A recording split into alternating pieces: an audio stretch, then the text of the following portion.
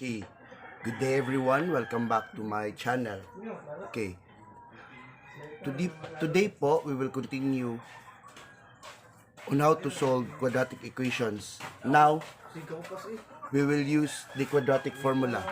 Okay, given by this, where your x is equal to negative b plus minus the square root of b squared minus 4ac over 2a. Itong formula class na to ay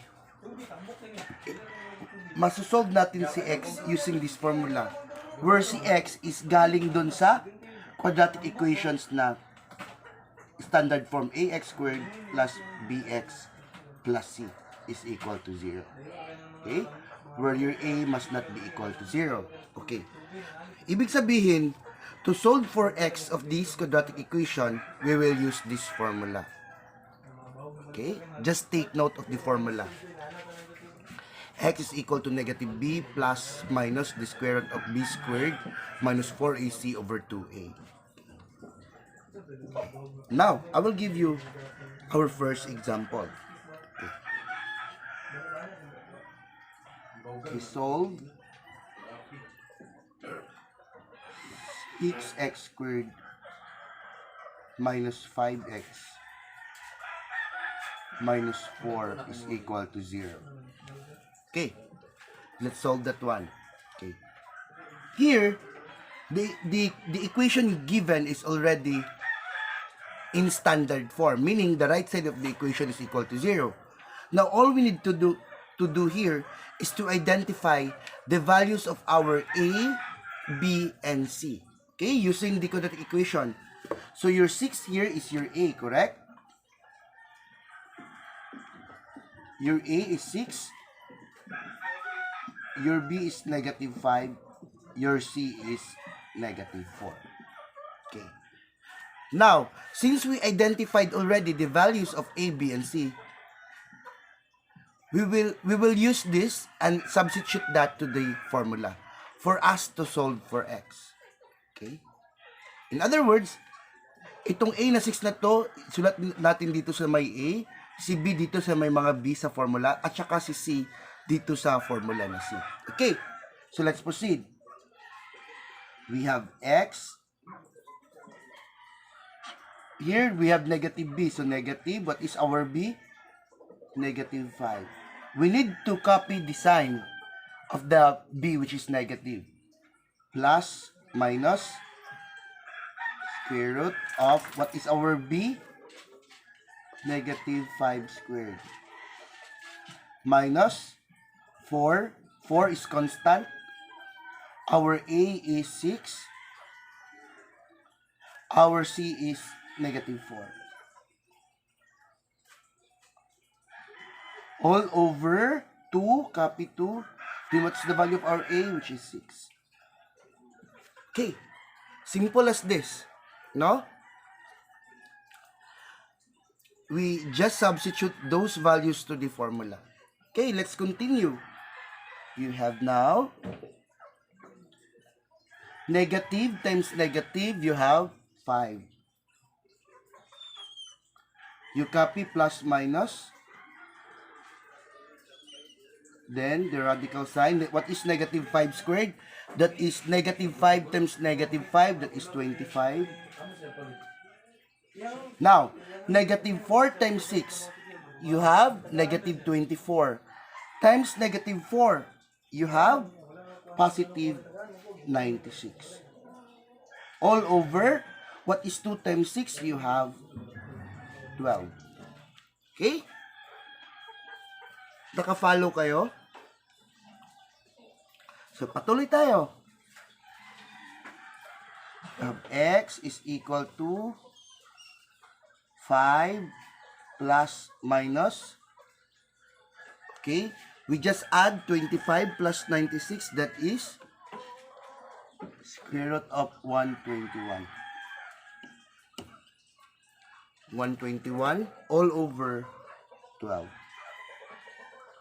Okay, so let us continue. X is equal to 5 plus minus.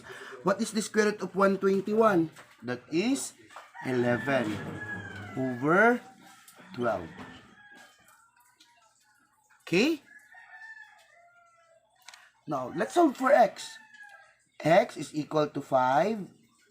Let's use minus 11 over 12. And that is, what is 5 minus 11? That is negative 6 over 12. And that is, reduced to its lowest term, negative 1 over 2. Correct? Okay, how about the other value? X is equal to 5 plus, because plus minus kasi dito no? 11 over 12.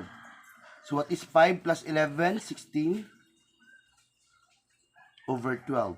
Reduce that to its lowest term. The greatest common factor is 4. So that is 4 over 3.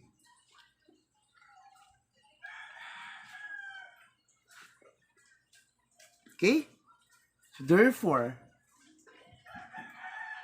the solution set is the set that contains negative 1/2 and 4/3.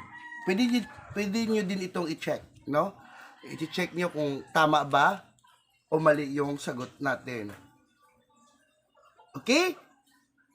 I hope may na-learn kayo sa example number 1 natin, no? Madali lang naman yan Madaling isolve si quadratic equations gamit si quadratic formula. All you need to do is you have your calculator to get the value of the radical here, no? So, kung wala kayong calculator, dapat master talaga kayo. Sige, I will give you another example to that. Still using the quadratic formula.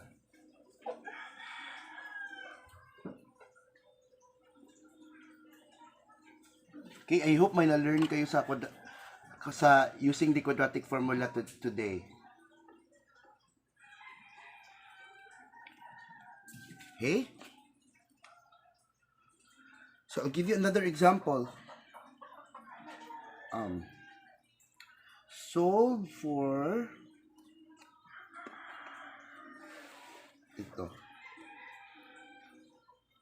Solve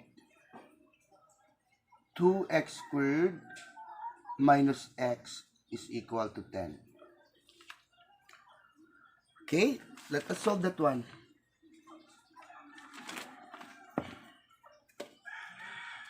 Okay.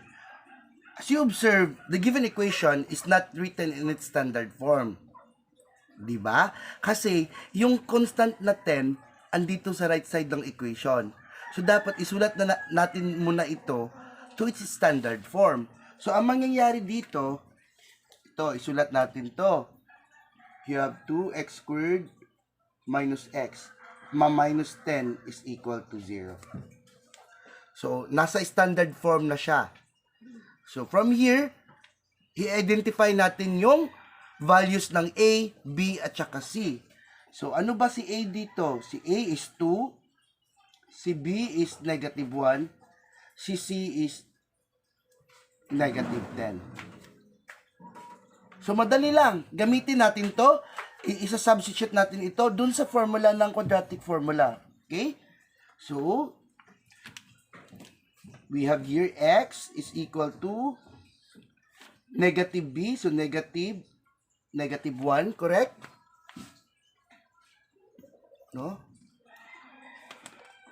Plus, minus, negative 1 squared, kasi si b negative 1, minus 4. What is the value of our a? 2. Si c is negative 10. Whole over 2, what is the value of a, which is 2?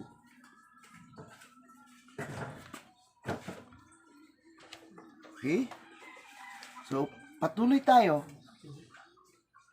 You have x is equal to, what is negative times negative 1? So, that is 1. Plus, minus, what is negative 1 squared? That is 1. Okay. Pangit ng linya ko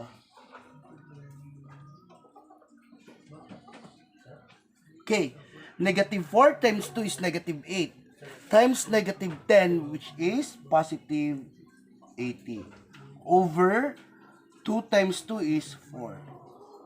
So, let us continue. You have 1 plus minus 1 plus 80 is square root of 81 over 4. So, your x is equal to 1 plus minus square root of 81 is 9. Then you copy 4. Okay? So, now you can solve for x. X is equal to 1 minus 9 over 4. So, what is 1 minus 9? You have negative 8 over 4. That is negative 2. Okay, how about the other value? X is equal to 1 plus 9 over 4. Okay, 1 plus 9 is 10 over 4. So, reduce that one, that is 5 over 2. Okay? So, may values na tayo. Therefore, the solution set is the set that contains negative 2 and 5 over 2. I-check nyo yan so you still got the correct answer if you do checking. Sa checking kasi, ito yun yung solution pa rin. Okay? I hope may na-learn kayo dito on how to solve quadratic equations by the quadratic formula. Salamat po at don't forget to like and share that to your friends or siblings. Okay. Amping taperminti. Salamat.